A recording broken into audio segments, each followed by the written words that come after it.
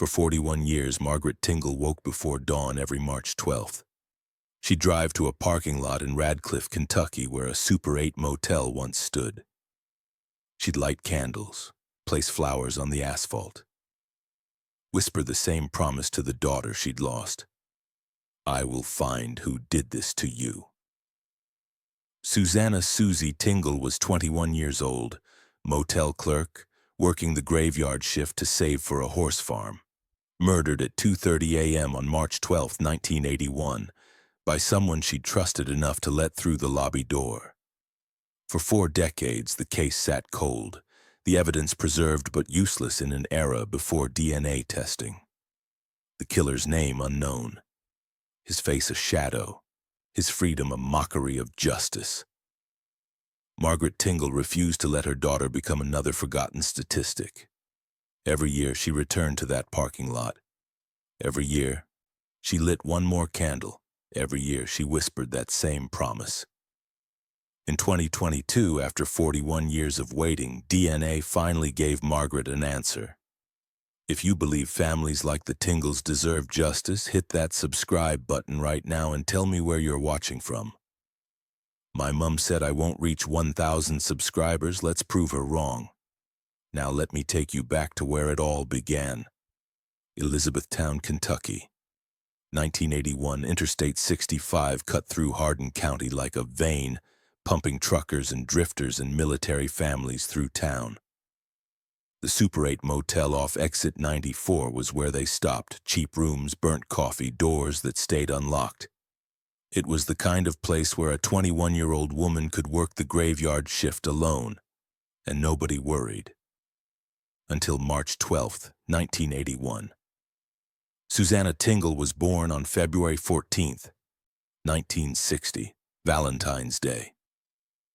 Her parents, Harold and Margaret Tingle, called her their little sweetheart. Harold worked as a mechanic at a garage on the edge of Elizabethtown, hands perpetually stained with grease, fingernails rimmed with black no amount of scrubbing could remove. Margaret worked at a garment factory, running industrial sewing machines 10 hours a day. Coming home with fabric lint in her hair and thread caught in her watch band.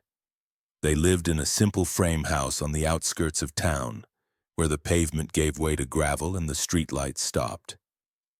The house had 3 small bedrooms, a kitchen with linoleum floors, and a living room where the whole family gathered around a console television on Sunday nights. The yard was mostly dirt, with a vegetable garden Margaret tended in summer and a garage where Harold kept his tools. Susie was the middle child.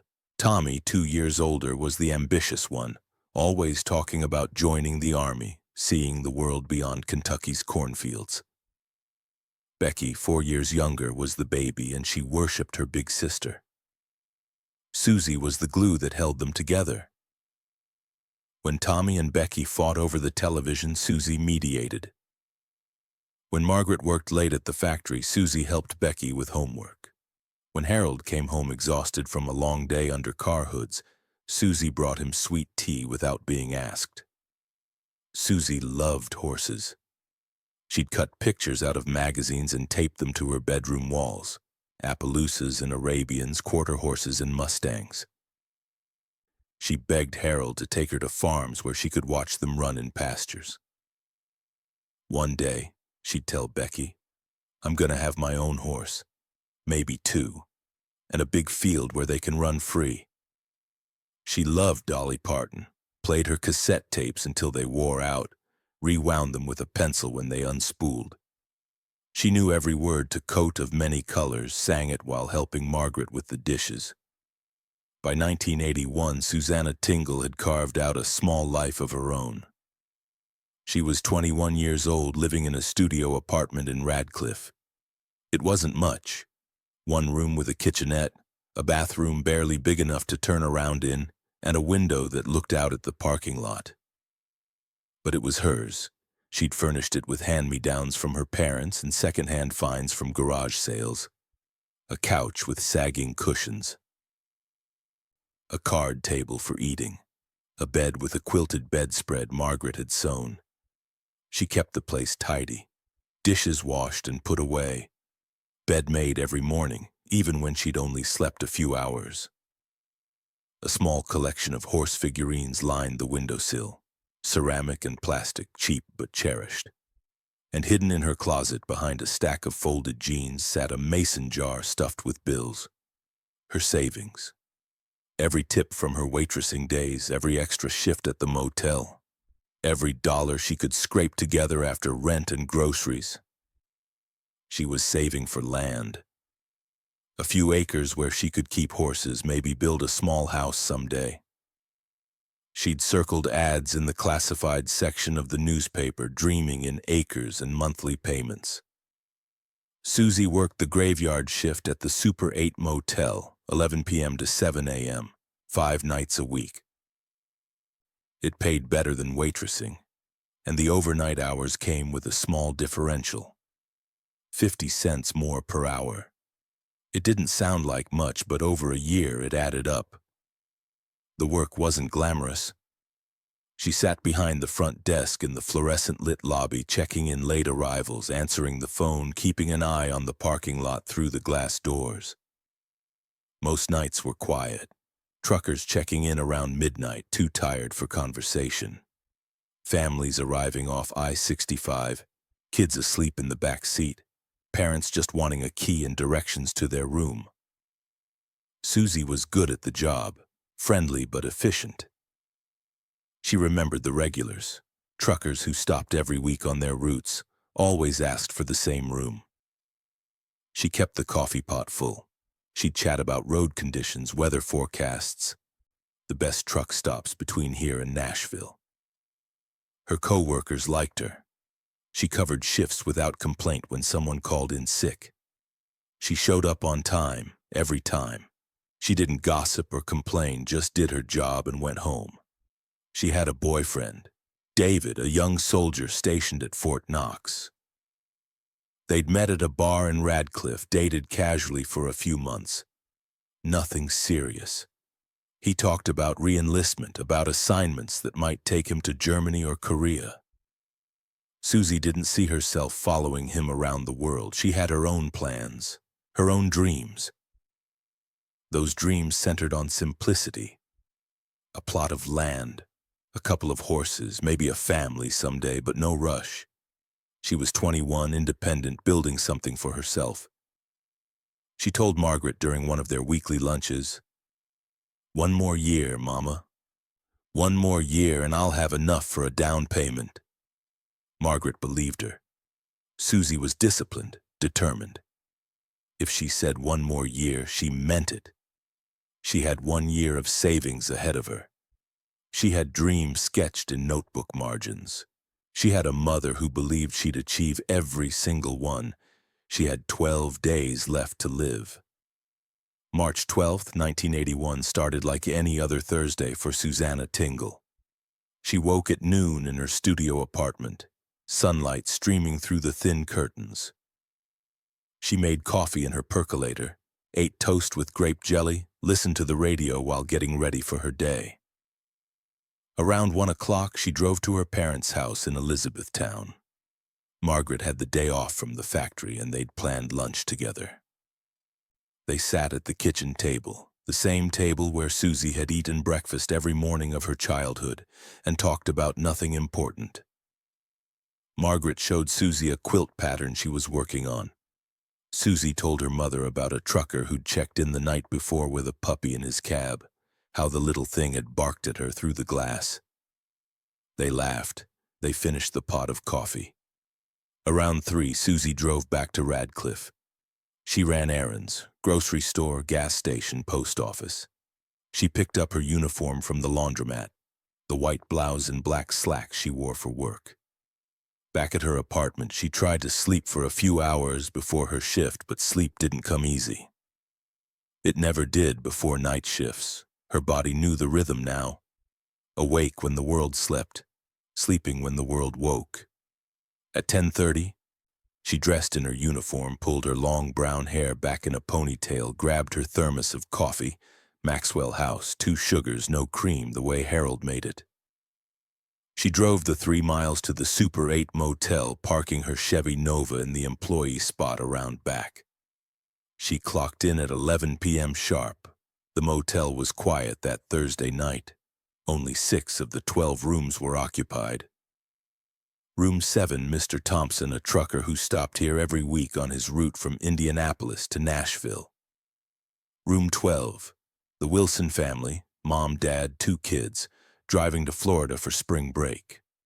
Rooms 3, 8, 9, and 11, transients whose names Susie recorded in the logbook but whose faces she'd forget by morning.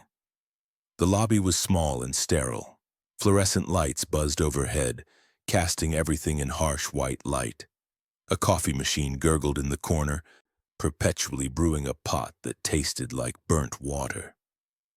The front desk was a laminate counter with a cash register, a phone, a logbook, and a pegboard holding room keys.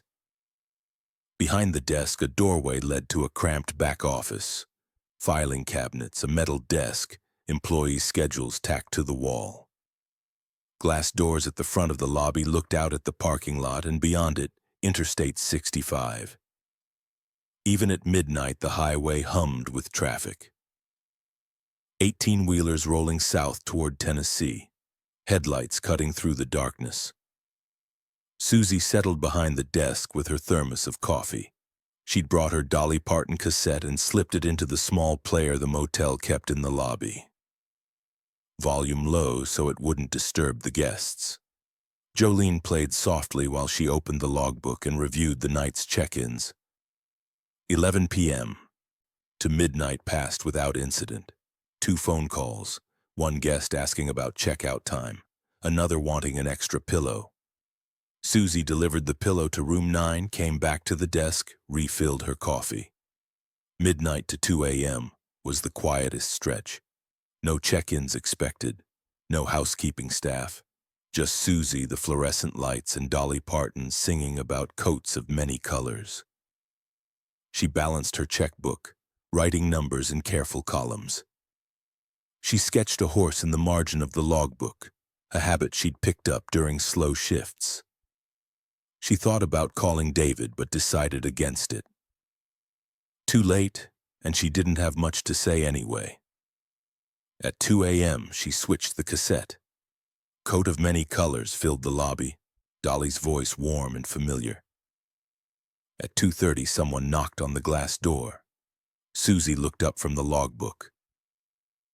A man stood outside the glass doors, tall, maybe 6'1", mid-30s, mustache, jeans, and a worn denim jacket. He looked like any other traveler coming off I-65 at 2 in the morning, tired, rumpled, needing a bed. But Susie recognized him. Harry. The maintenance guy who'd worked at the motel back in November. He'd been hired to fix the ice machine in the hallway, spent a week at the motel doing odd jobs, patching drywall, replacing a broken window, fixing a leaky toilet in room 4. He'd been friendly enough, chatted with Susie during her shifts, talked about the roads he'd traveled, the motels he'd worked. Just another drifter passing through Kentucky looking for work, moving on when the job ended. She thought nothing of it when he left in late November. Hadn't seen him since. Now he was back, standing at the locked door, grinning that familiar grin. Susie stood and walked to the door. The motel's policy was clear. Doors stayed locked after midnight, guests used their keys to enter, and the clerk only unlocked for people checking in. But this was Harry. She knew him. He'd worked here. She unlocked the door. "Hey, Susie," Harry said, stepping inside. His voice was casual, easy. "Didn't expect to see you still working here." "Hey, Harry, you need a room?" "Yeah, just passing through. Figured I'd stop here for the night." Susie walked back behind the desk, reaching for the pegboard of keys. Room 4 was available. She started to turn toward the board. That's when he moved, fast. Faster than she expected, his arm around her throat, pulling her backward away from the desk. She gasped, tried to scream, but his grip tightened. Her hands clawed at his arm.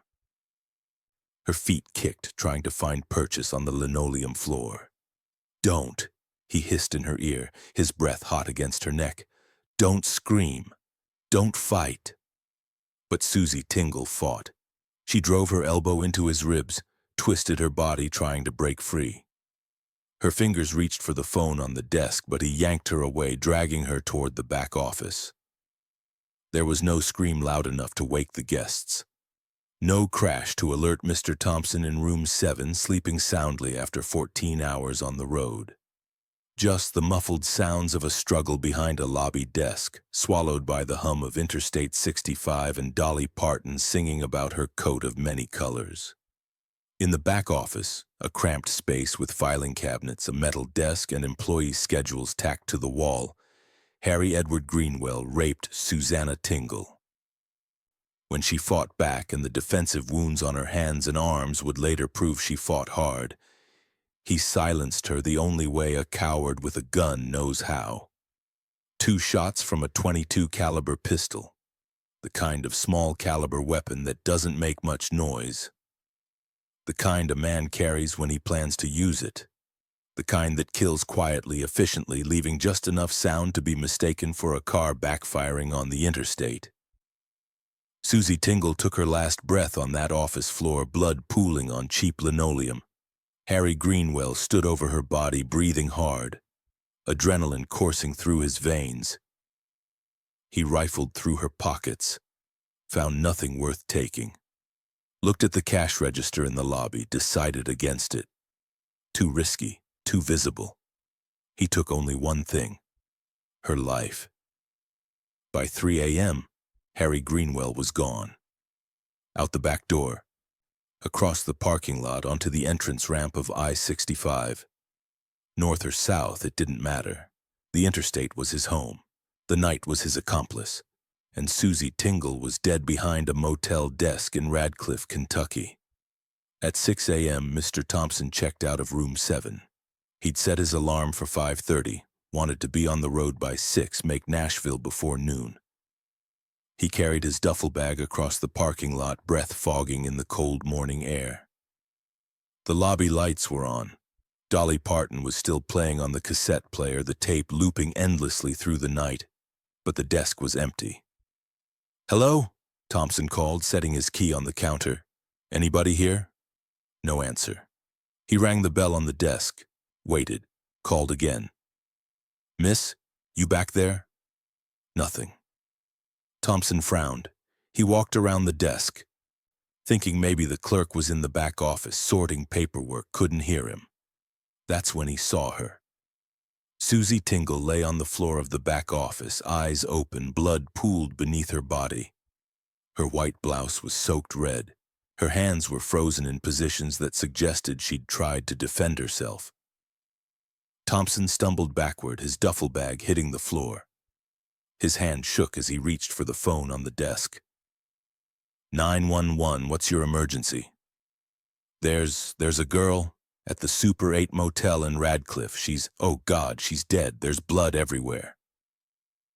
Radcliffe police arrived at 6:12 a.m. 2 officers secured the scene, radioed for backup.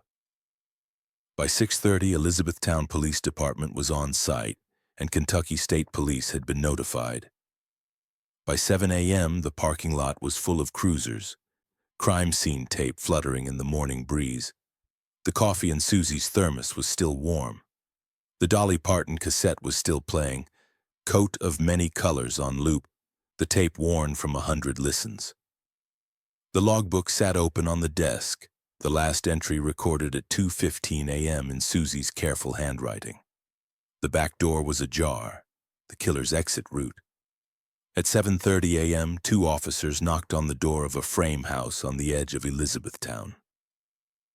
Margaret Tingle had been up since 5, preparing for her morning shift at the garment factory.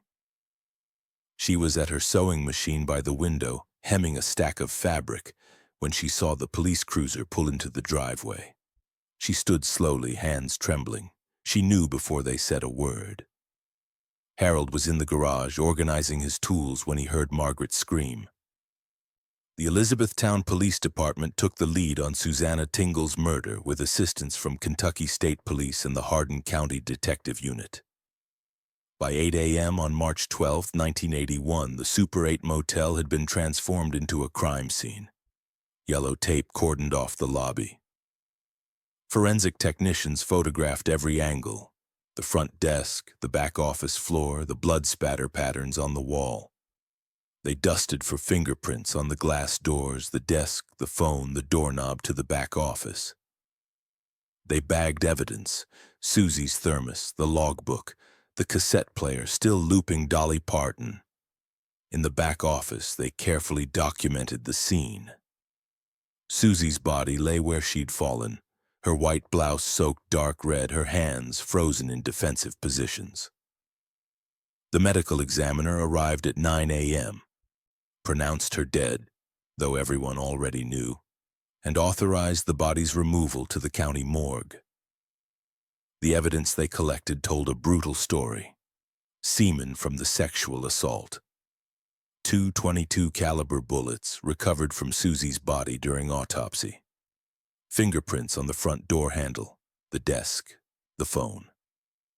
Most matched Susie's own prints or belonged to recent guests, all of whom were quickly identified and cleared.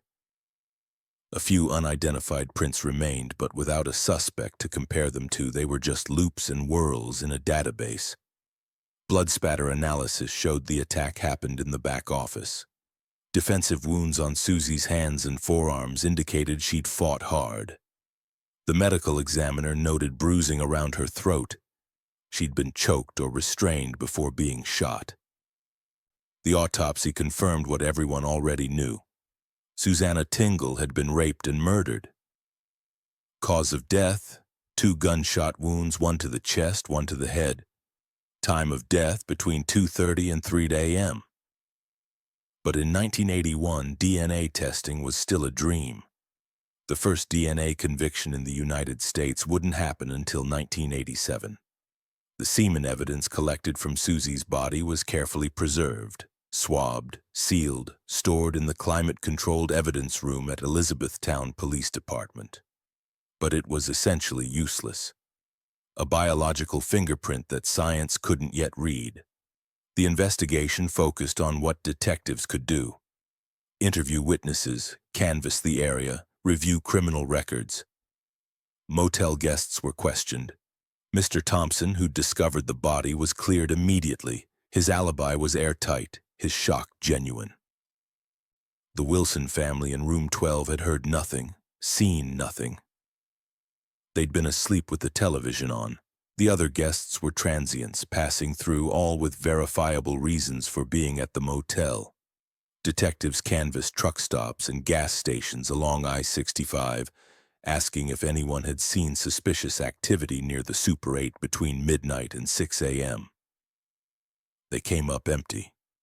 They reviewed criminal records of known offenders in Hardin County: sex offenders, violent criminals, anyone with a history that fit the profile. They brought in suspects for questioning. All were cleared. The case seemed impossible. No eyewitnesses, no murder weapon, no clear suspect. Just a young woman dead behind a motel desk and a killer who'd vanished into the night. On March 18, 1981, 6 days after the murder, a detective reviewing employee records at the Super 8 motel noticed something. A maintenance worker, age 36, had worked at the motel from November 3rd to November 21st, 1980. Temporary employment, paid under the table, no background check required. The motel manager remembered him vaguely. Quiet guy, fixed the ice machine, did some drywall repair, left when the work dried up. Several motel employees remembered him more clearly. The day shift clerk recalled, he'd chat with us during breaks, friendly enough, talked about roads he'd traveled, other motels he'd worked. Another housekeeper said, he asked a lot of questions about schedules, who worked which shifts, when the night clerk was alone, and Susie had mentioned him. A co-worker remembered her saying, just days before her death, that maintenance guy who fixed the ice machine came back through town, said he might look for work at Fort Knox. His name went into the suspect pool. Detectives tracked him down within the week. He was living in a rooming house in Louisville, working odd jobs, moving between Kentucky and Indiana like he'd done his whole life. They brought him in for questioning on March 24, 1981. The interview took place at Elizabethtown Police Department. He sat across from two detectives in a windowless room smoking cigarettes, answering questions with the practiced ease of a man who'd been questioned by police before. Where were you on the night of March 11th into March 12th? Indiana. Evansville, I think, looking for work. Can anyone confirm that? I was staying at a boarding house. Don't remember the name. Paid cash. You worked at the Super 8 motel back in November. Yeah, fixed some things, needed the money. You knew Susanna Tingle? The night clerk? Yeah, I met her. Nice girl. Terrible what happened, he said, his voice flat, emotionless. The detectives pressed. They asked about his movements, his work history, his criminal record. He had a rap sheet. Robberies in the 1960s, assaults, jail escapes. But nothing sexual, nothing that matched this crime. They asked about the .22 caliber pistol. Did he own one? Nope. Never owned a gun. They asked if he'd submit to a polygraph. He refused. I don't trust those things. They're not reliable. They asked for a blood sample. Blood typing was the best biological evidence available in 1981. He refused. You got no warrant? I'm not giving you anything. And they didn't have enough for a warrant. No physical evidence linking him to the scene, no witnesses placing him at the motel that night, no proof he owned a .22 caliber weapon, just circumstantial connections. He'd worked there, he'd known Susie, he was a drifter with a criminal past. His alibi couldn't be confirmed.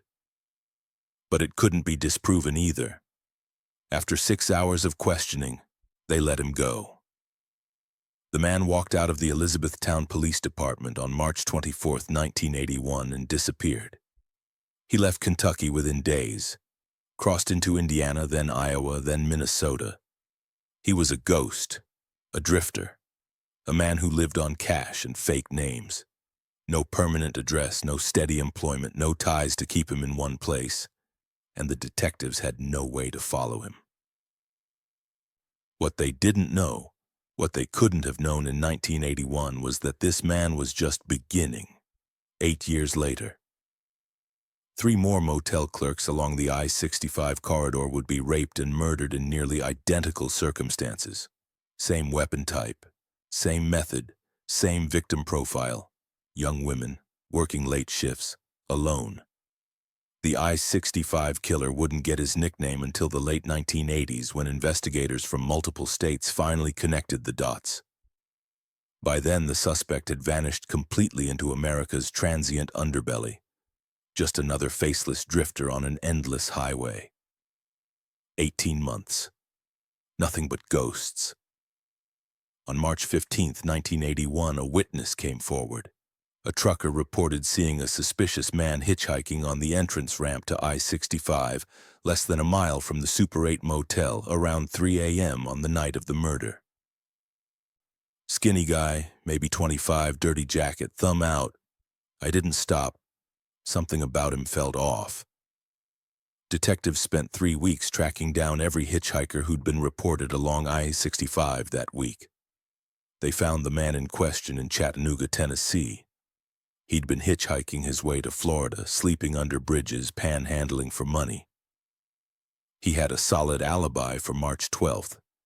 He'd been arrested in Nashville for trespassing the night before, spent 2 days in jail, and was released on March 13th.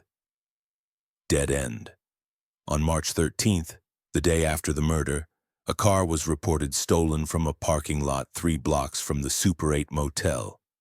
Detectives theorized the killer might have used it to flee. They tracked the car to Louisville, where it had been abandoned in a grocery store parking lot.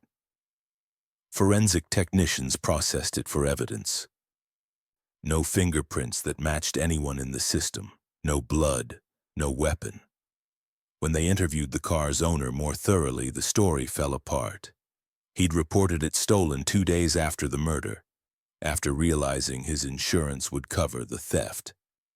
He'd actually loaned it to his brother-in-law, who'd driven it to Louisville and abandoned it after a fight with his wife. Insurance fraud, not murder. Dead end. David, Susie's boyfriend, the Fort Knox soldier, became a person of interest. Detectives always looked at romantic partners first. Maybe there was jealousy, maybe a fight, maybe something nobody knew about. They questioned him extensively. Where were you on March 11th into March 12th? At the barracks. I had duty that night. 24-hour shift. I was on base the entire time. His alibi checked out. 50 soldiers could confirm he'd been on base. His commanding officer vouched for him. His barracks mates confirmed he'd been in his bunk from midnight to 6 a.m. They gave him a polygraph anyway. He passed. David was cleared, but the investigation took a toll. He and Susie had been casual, but he'd cared about her. The suspicion, the questions, the assumption that he could have done something like this, it haunted him. He left Fort Knox 6 months later, transferred to another base, and never returned to Kentucky. Mr. Thompson, the man who'd discovered Susie's body, came under brief suspicion simply because he'd been there. Detectives wondered if the discovery had been staged. Maybe he'd killed her, gone back to his room to establish an alibi, then found her in the morning. But the timeline didn't work. The medical examiner was certain Susie had died between 2:30 and 3 a.m. Thompson's truck was equipped with a tachograph, a device that recorded driving hours. The record showed his truck had been parked and idle from 11:45 p.m. until 5:50 a.m. He was cleared immediately. But the discovery changed him. For years afterward, he avoided the Super 8 motel. He took different routes, stopped at different places. He couldn't shake the image of Susie's body on that office floor. By June 1981, detectives had interviewed 147 people, followed 89 tips called in by concerned citizens, cleared 23 suspects. The case file bulged with dead ends. The .22 caliber pistol was never found. The fingerprints on the door matched motel guests and staff, all accounted for, all cleared. The semen sat in storage, a locked biological vault without a key. By late 1982, the active investigation wound down. The case was moved to cold case storage. Periodic reviews in 1985, 1990, and 1995 yielded nothing new. By 2000, the case was 19 years old and seemingly unsolvable. But Margaret Tingle never stopped fighting. Margaret Tingle was 42 years old when 2 police officers knocked on her door and told her that her daughter was dead. She was a small woman, barely 5'3", thin from years of factory work and worry. Her hands were calloused from running industrial sewing machines 10 hours a day. Her eyes were kind but tired, the eyes of a woman who'd spent 2 decades stretching paychecks and raising children on love instead of money. When the officers told her Susie had been murdered, Margaret collapsed.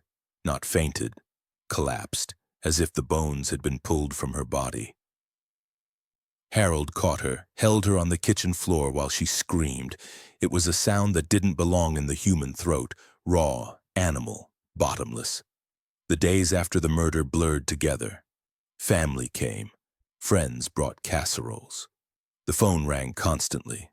Margaret moved through it all like a ghost, numb and hollow. The funeral was held on March 16, 1981, at the First Baptist Church in Elizabethtown.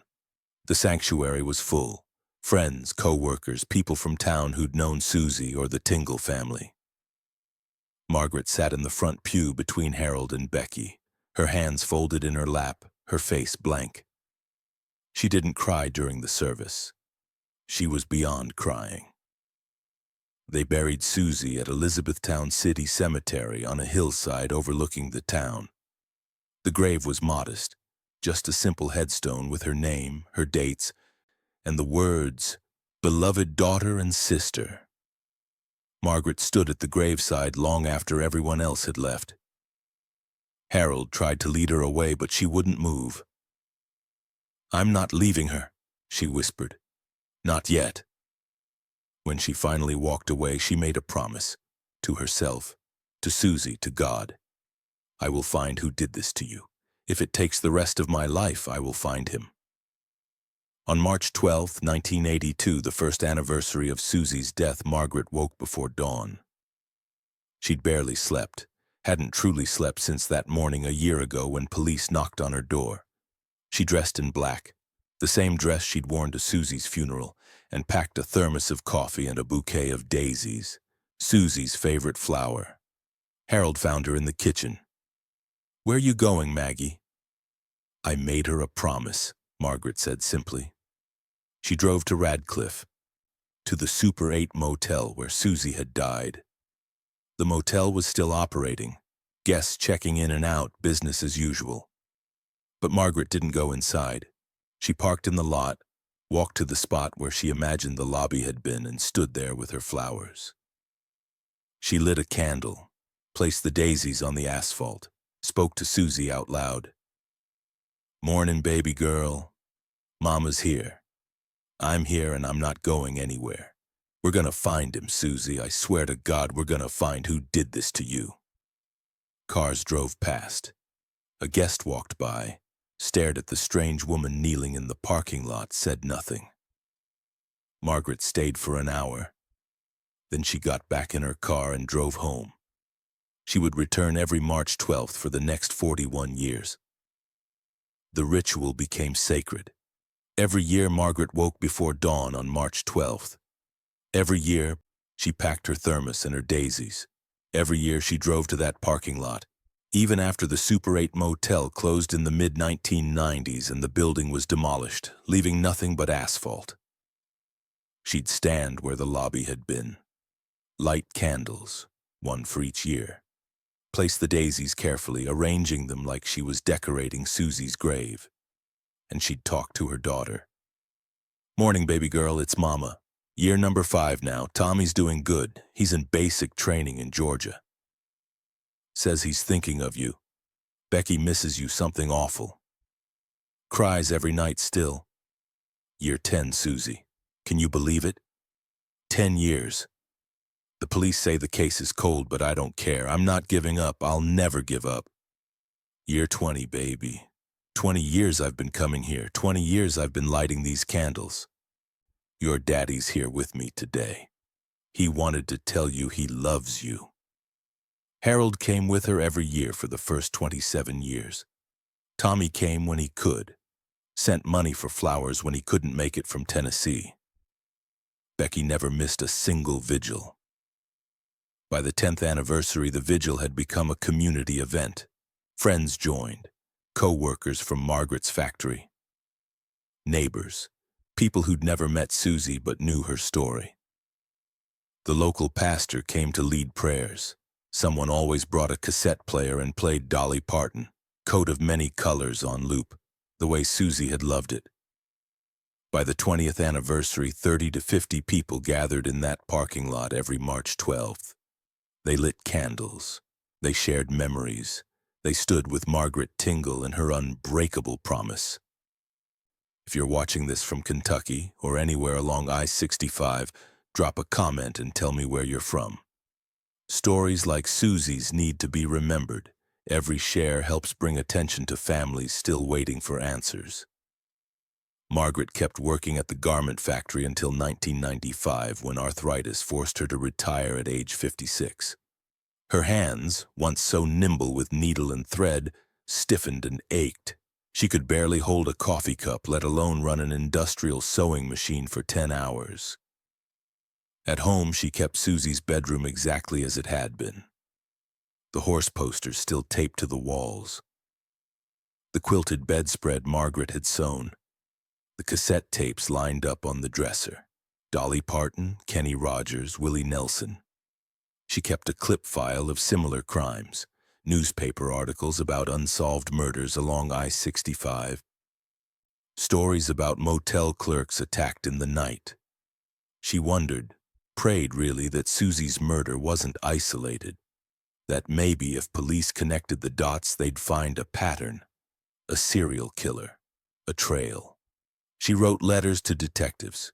Every year on Susie's birthday, February 14th, she'd sit at her kitchen table and write to whoever was assigned to the cold case unit. Sometimes she got responses, polite letters assuring her the case remained open, that new evidence would be reviewed if it emerged. Sometimes she got nothing. She attended cold case conferences in the 1990s, driving to Louisville or Lexington to hear experts talk about new forensic techniques. She learned about DNA testing, how it could match biological evidence to a suspect. She went home hopeful, called the Elizabethtown Police Department, asked if they could test Susie's evidence. "We've submitted it to the state lab," they told her, "but there's no match in the system. Without a suspect to compare it to, we're stuck." Still, Margaret didn't give up. Harold Tingle died in 2008 at age 73. He'd grown quieter over the years, his grief turned inward. He stopped working on cars. The garage where he'd once taught Susie to hand him wrenches became a storage space he rarely entered. He attended the vigils every year, but he never spoke much. Just stood beside Margaret, his hand on her shoulder, his presence steady and solid. In his final days, lung cancer spread too fast to treat, he held Margaret's hand in the hospital bed. "You find him, Maggie," he whispered, his voice raspy and weak. "You promise me. You find who killed our girl." "I promise, Harold. I promise." He died 3 days later. At his funeral, Margaret stood at his graveside, 3 plots in Elizabethtown City Cemetery, side by side, Harold, Susie, and 1 empty plot waiting for Margaret. "I'll see you soon," she whispered to both of them. "But not yet. Not until I finish what I started." Tommy Tingle joined the Army in 1982, just as he'd always planned. He was 19 years old, barely a year older than Susie had been when she died. He left Kentucky for basic training in Georgia, then spent the next 20 years moving between bases: Germany, Korea, Texas, North Carolina. He served as an infantryman, then a sergeant, steady and reliable, the kind of soldier the Army builds its backbone on. He sent money home every month, part of his paycheck wired to Margaret to help cover the cost of the annual vigils. Flowers weren't free. Candles added up. Tommy wanted to make sure his mother never had to choose between honoring Susie and paying her electric bill. He came home for the vigils when he could. Leave wasn't always easy to get, especially when he was overseas. But when he was stateside, he drove to Kentucky every March 12th. He stood beside his mother in that parking lot, hands clasped in front of him, eyes straight ahead, as disciplined in grief as he was in service. In 1995, Tommy's first daughter was born. He named her Susan, not Susanna, but close enough. When Margaret held the baby for the first time, she wept. Tommy retired from the Army in 2002, moved to Tennessee, worked as a contractor. He called Margaret every Sunday. He sent cards on Susie's birthday. He never forgot. But he carried guilt, the guilt of survival. The guilt of moving on while Susie stayed frozen at 21. Becky Tingle was 16 years old when Susie died. She was a sophomore in high school, just figuring out who she wanted to be, and suddenly her big sister was gone. The house became a shrine. Every conversation circled back to Susie. Every holiday was marked by absence. Becky grew up fast. She graduated high school in 1983, got a job at a department store, married young. She had 3 children, 2 boys and a girl, and she told them all about Aunt Susie, the aunt they'd never meet, the aunt who'd loved horses and Dolly Parton and dreamed of a farm. In her 30s, Becky became a victim advocate for Kentucky crime victims, a nonprofit that helped families navigate the criminal justice system. She worked with parents whose children had been murdered. She sat with them in courtrooms, held their hands through trials, helped them write victim impact statements. She understood their pain in a way no one else could. Becky was Margaret's right hand. When Margaret's arthritis made it hard to drive, Becky drove her to the vigils. When Margaret's memory started slipping in her 80s, Becky reminded her of dates, kept track of the flowers, made sure the candles were lit. "I'm doing this for you, Mama," Becky would say, "but I'm also doing it for Susie. She deserves to be remembered." Susie's nieces and nephews grew up making pilgrimages to that parking lot every March 12th. They didn't know their Aunt Susie, but they knew her story. They knew about the mason jar of savings, the dreams of a horse farm, the graveyard shift at the Super 8 motel. They knew their grandmother lit candles every year and whispered promises to a daughter who couldn't hear them. The vigils became part of their identity, part of what it meant to be a Tingle. You showed up, you lit candles, you remembered. For 3 generations of Tingles, March 12th wasn't just a date on the calendar. It was a wound that wouldn't close, a promise that wouldn't break. Where are you watching from today? Drop a comment below.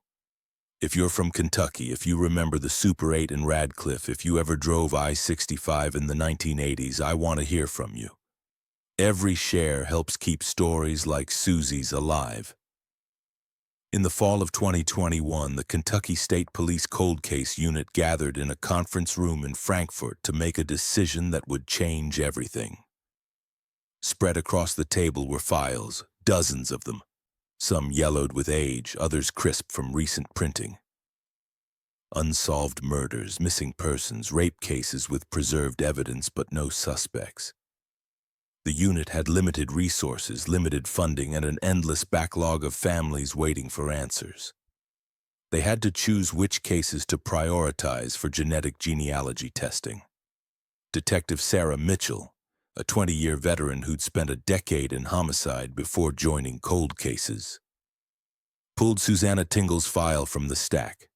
She'd read it 3 times already, knew the details by heart. 21-year-old motel clerk, sexual assault and murder.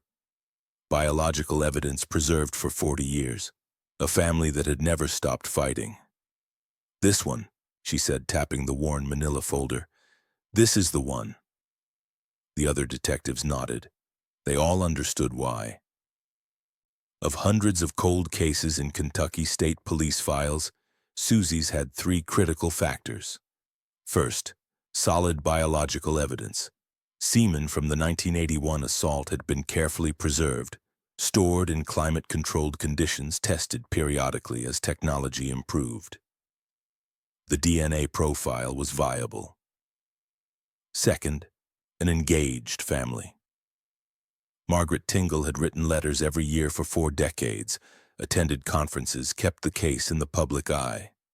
She was 82 years old now, frail but sharp-minded, and she deserved an answer before time ran out. Third, potential serial killer connection. Similar crimes along I-65 in the late 1980s suggested a pattern.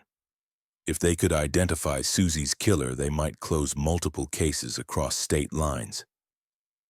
The decision was made. Susie's evidence would be shipped to Othram, Inc., a Texas laboratory specializing in forensic genetic genealogy, the same technique that had identified the Golden State Killer in 2018. Before sending the package, Detective Mitchell made a phone call. "Mrs. Tingle, this is Detective Sarah Mitchell with Kentucky State Police. I wanted to let you know we're sending Susie's evidence to a specialized lab in Texas for genetic genealogy testing." Silence stretched across the line. Then Margaret's voice came through, thin but steady. "What does that mean exactly?" "It means we might be able to identify the man who did this, even if he's not in any criminal database. The lab can build a family tree from DNA and work backward to find him." More silence. Mitchell could hear the old woman breathing, processing 4 decades of hope and disappointment. "I'm 82 years old, Detective. I don't have many years left." Margaret's voice cracked slightly. Please hurry." "We're doing everything we can, Mrs. Tingle, I give you my word." In November 2021, a small package left Kentucky bound for the Woodlands, Texas. Inside was a carefully preserved sample, biological evidence collected from Susanna Tingle's body 40 years earlier. Evidence that had sat in storage through 4 presidents, multiple wars, the rise of the internet, and the complete transformation of forensic science. Othrum's scientists began working through winter. The process was painstaking. Biological evidence degraded over time, even under ideal conditions. DNA molecules broke into smaller fragments, making extraction difficult. The technicians applied proprietary techniques, coaxing genetic material from samples that seemed almost impossibly old. By December, they had success, over 700,000 genetic markers, enough to work with. The profile was uploaded to GEDmatch, a public genealogy database where millions of ordinary Americans had submitted their DNA results to discover their ancestry. Within hours, algorithms identified matches. Distant cousins, third cousins twice removed, fourth cousins. People who'd taken DNA tests hoping to find long-lost relatives, never imagining their results would help solve a 40-year-old murder. Now came the hard part, building the family tree. For 6 weeks, forensic genealogists worked like archaeologists excavating history.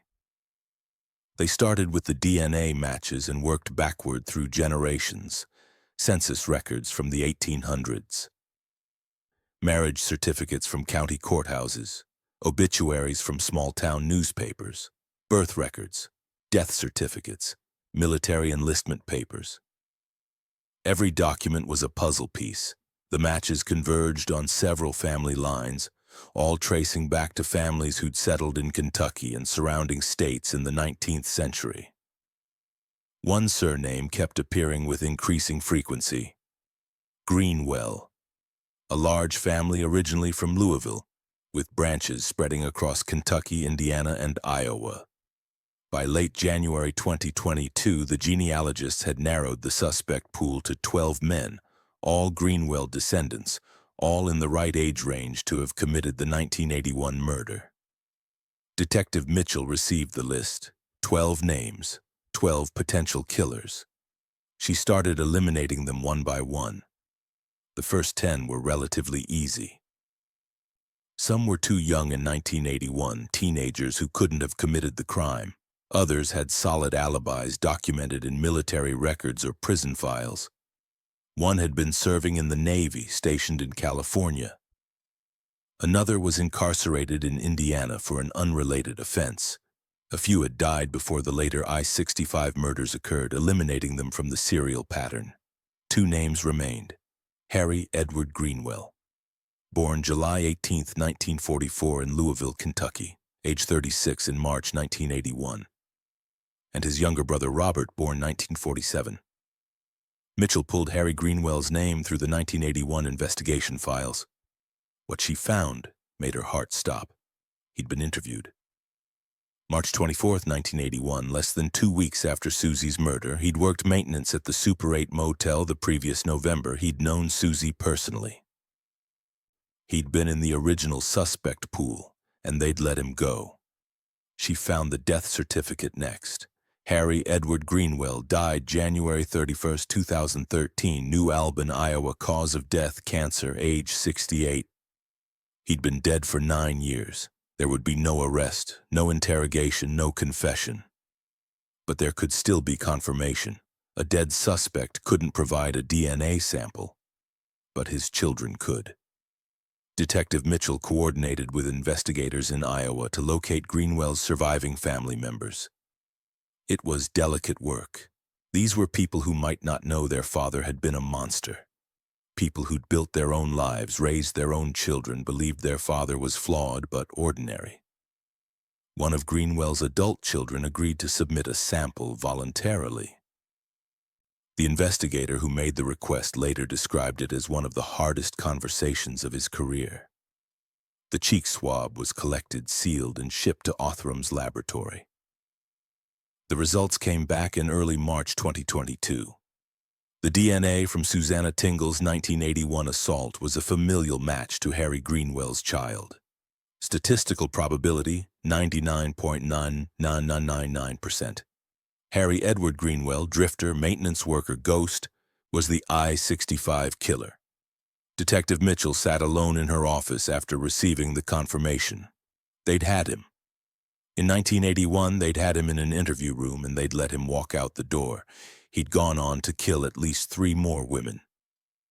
But dwelling on what-ifs wouldn't help anyone. What mattered now was telling Margaret Tingle that her 41-year fight was over. April 5, 2022. Kentucky State Police Headquarters, Frankfort. The press room was packed with reporters from Louisville, Lexington, Elizabethtown, and national outlets. Camera lights blazed, microphones bristled from the podium like a metallic forest. Colonel Philip Burnett, Kentucky State Police Commissioner, stepped forward. Behind him stood Detective Sarah Mitchell, hands clasped, jaw tight. She'd barely slept in 3 days. Today, we are announcing the resolution of multiple cold case homicides dating back to 1981. Through advanced forensic genetic genealogy, we have positively identified the perpetrator as Harry Edward Greenwell, a transient with an extensive criminal history who died in 2013. The room erupted, hands shot up, reporters shouted questions over each other. Burnett held up his hand for silence. Greenwell has been linked to 4 murders along the Interstate 65 corridor between 1981 and 1989. The first victim was Susanna Tingle, age 21, killed March 12, 1981 at the Super 8 Motel in Radcliffe, Kentucky. He paused, looking directly into the cameras. The other victims were Jean Gilbert, age 34, murdered in Greenwood, Indiana in 1987. Marianne Perez, age 30, killed in Seymour, Indiana in 1987, and Kathleen Martin, age 34, murdered in Merrillville, Indiana in 1989. All motel clerks, all working night shifts alone, all sexually assaulted before being shot with a .22 caliber weapon. A reporter called out, "Why did it take 40 years to identify him?" Burnett nodded to Detective Mitchell, who stepped forward. Her voice was steady, professional, but her eyes were red. In 1981, DNA testing didn't exist. We had biological evidence, but no way to read it. That evidence sat preserved for 4 decades. In 2021, Kentucky State Police Cold Case Unit submitted that evidence to Othram Labs in Texas for forensic genetic genealogy testing. She clicked a remote, and a slide appeared on the screen behind her. A complex family tree, branches extending in all directions. The lab extracted DNA, uploaded it to public genealogy databases, and identified distant cousins. From there, professional genealogists built family trees going back 5 generations. They narrowed the suspect pool from hundreds to 12, then to 2, then to 1. Another reporter. "How certain are you?" Mitchell's jaw tightened. "We obtained a voluntary DNA sample from one of Greenwell's children. The profile was a familial match to the 1981 evidence. Statistical probability 99.999999%. She let that sink in. Harry Edward Greenwell raped and murdered Susanna Tingle on March 12, 1981. There is no doubt. The room exploded again. Burnett raised his hand. Greenwell died of cancer in 2013 in New Albin, Iowa. He will never face trial. But his identification gives 4 families the answers they've waited decades to hear. This is their day." He stepped back from the podium. Detective Mitchell will now read a statement from Margaret Tingle, Susanna's mother. Mitchell unfolded a piece of paper. Her hands shook slightly. She cleared her throat and began reading, her voice cracking on the first line. "My name is Margaret Tingle. For 41 years I have carried my daughter's memory and the promise I made to her. I promised Susie I would find who did this. Today, that promise has been fulfilled. Harry Greenwell cannot face earthly justice. He died 9 years ago, and I believe he now faces a higher judgment than any court could provide. But his identification gives our family something we've needed for 4 decades. Answers. Susie was 21 years old. She was kind and hardworking. She loved horses and Dolly Parton and dreamed of owning a little piece of land someday. She deserved to live that dream. Instead, a monster took everything from her. To the families of Greenwell's other victims, my heart breaks for you. You are not alone.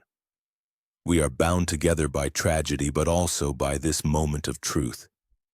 And to Susie, Mama kept her promise, baby girl. Sleep now. Sleep without nightmares. Mitchell folded the paper. Tears streaked her cheeks, but her voice remained steady. Questions? The room erupted. A reporter from Louisville. Was Greenwell ever a suspect in 1981? Mitchell nodded. Yes, he was interviewed on March 24, 1981. He worked maintenance at the Super 8 motel the previous November. He knew Susanna personally. But in 1981, we didn't have DNA technology. His alibi couldn't be confirmed, but it couldn't be disproven. We had to let him go. Another reporter. How did he avoid capture for 8 years? Greenwell was a drifter. No permanent address. He worked odd jobs, moved constantly between Kentucky, Indiana, Iowa, and Minnesota. He lived off the grid. That's how he evaded law enforcement. A reporter from Elizabethtown. What do you want the public to know? Mitchell paused. When she spoke, her voice was raw with emotion. DNA doesn't forget. Science doesn't forget. Families don't forget. Harry Greenwell thought he got away with this. He died believing he was free. But 41 years after he murdered Susanna Tingle, we put his name on every headline in America. We told the world what he did. That matters. That's justice, even if it's late. 300 miles away in a small house in Elizabethtown, Margaret Tingle watched on a laptop screen. She was 83 years old, too frail to travel to Frankfurt. Her hands trembled from Parkinson's disease, curled into claws from a lifetime of factory work and arthritis. Her spine curved forward, her shoulders hunched, her breathing shallow. But her mind remained sharp, and she'd refused to miss this moment. Becky sat beside her on the worn couch, the same couch where they'd sat the night Susie died, the same couch where they'd cried and planned the first vigil 41 years ago. Becky held her mother's hand, fingers interlaced, squeezing tight. Tommy was on speakerphone from Tennessee, his voice crackling through the laptop speakers. He'd tried to get leave from work but couldn't make it in time, so he listened from 600 miles away, alone in his truck parked at a rest stop, tears streaming down his face. Becky's children gathered in the kitchen doorway, 3 adults now with children of their own. They'd grown up making pilgrimages to parking lots, lighting candles for an aunt they'd never met. Now they stood silent, watching their grandmother's face. When Colonel Burnett said the name Harry Edward Greenwell, Margaret's body stiffened. She leaned forward, eyes locked on the screen. Her lips moved silently, repeating the name like a prayer or a curse. Harry Edward Greenwell, the maintenance man, the drifter, the ghost who'd walked out of an interrogation room in 1981 and vanished for 41 years. When Detective Mitchell read Margaret's statement, her own words spoken in another woman's voice, the old woman leaned forward, eyes locked on the screen. Not sadness on her face, relief. 41 years. 41 years of waking before dawn. 41 years of lighting candles in empty parking lots. 41 years of whispered promises to a daughter who couldn't hear them. 41 years of believing this moment would come. It's him, Margaret whispered. When we got him, baby, we got him. Becky wrapped both arms around her mother, pulling her close. On the phone, Tommy's voice broke. We did it, Mama. We finally did it. Margaret reached toward the laptop screen with a trembling hand, fingers splayed, touching the image of Detective Mitchell at the podium. Thank you, she whispered. Thank you for not forgetting her. Becky kissed the top of her mother's head. In the kitchen doorway, Becky's daughter, Susan, named for the aunt she'd never met, wept silently. Her children stood beside her, confused but reverent, sensing the weight of the moment even if they didn't fully understand it. The laptop kept streaming, Reporters asked more questions. Detective Mitchell answered them patiently, professionally. But Margaret had stopped listening. She closed her eyes, leaned back into the couch cushions, and exhaled. Long, slow, complete. For 41 years, she'd carried a promise like a stone in her chest. Now, finally, she could set it down. Across Elizabethtown, phones rang, television switched to the press conference, social media exploded. At the Dairy Queen on the edge of town, a waitress who'd gone to high school with Susie burst into tears when she saw the headline on her phone.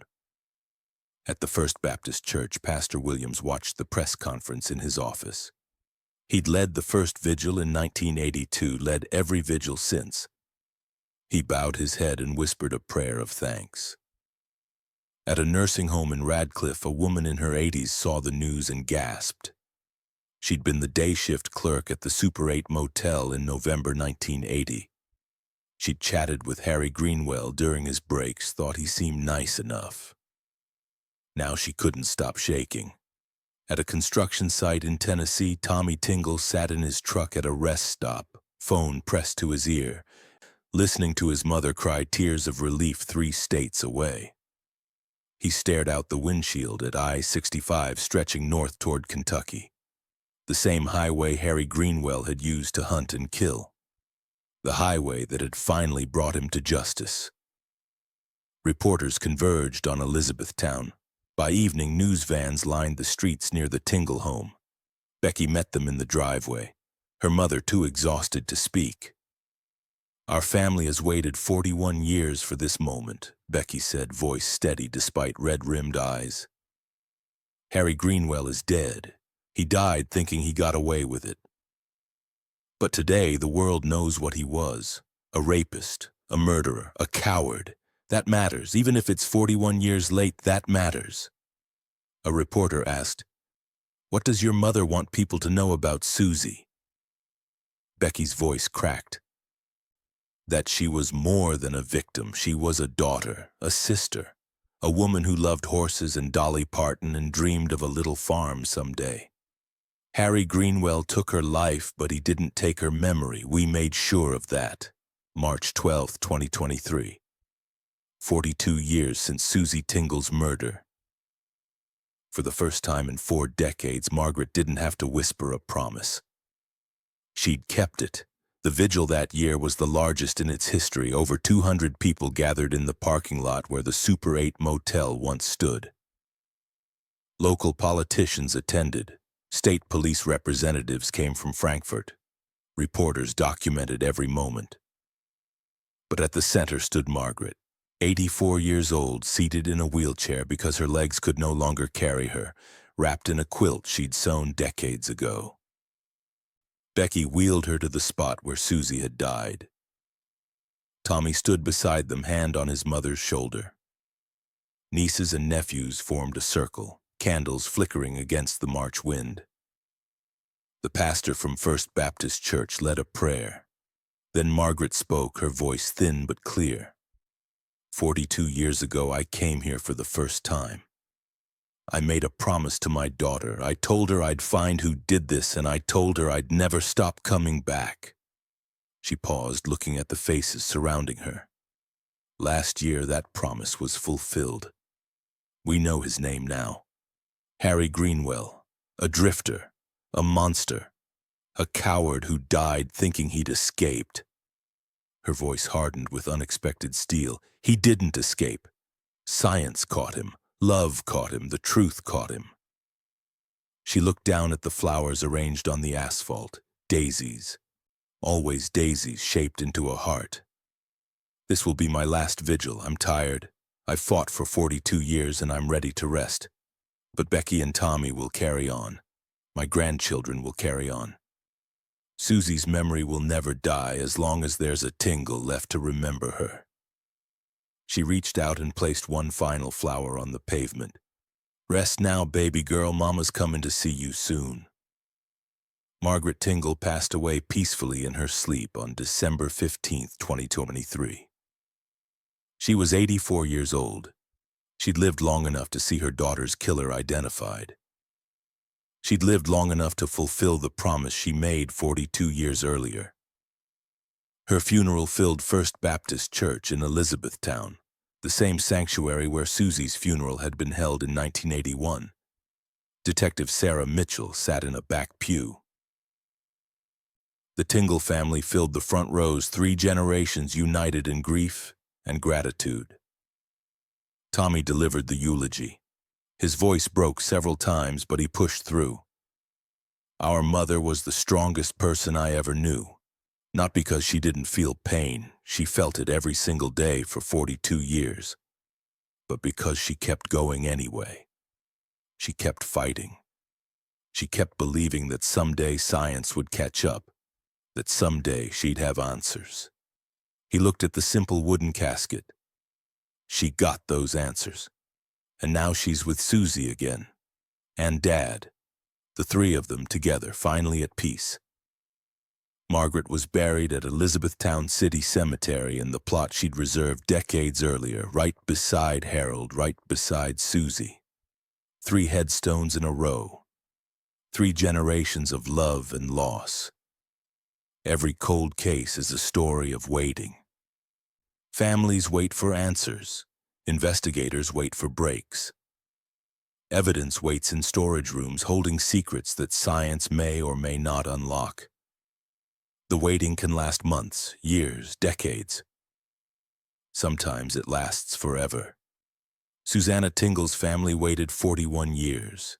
In that time, the world transformed around them. Presidents came and went. Wars were fought and ended. Technology revolutionized every aspect of human existence. The Super 8 motel where Susie died was demolished and paved over. The cassette tapes she loved became relics of a bygone era. But the waiting didn't end. Not for Margaret, who woke before dawn every March 12th. Not for Tommy and Becky, who grew up in their sister's shadow. Not for the nieces and nephews who learned Aunt Susie's story before they learned to ride bicycles. The waiting shaped them.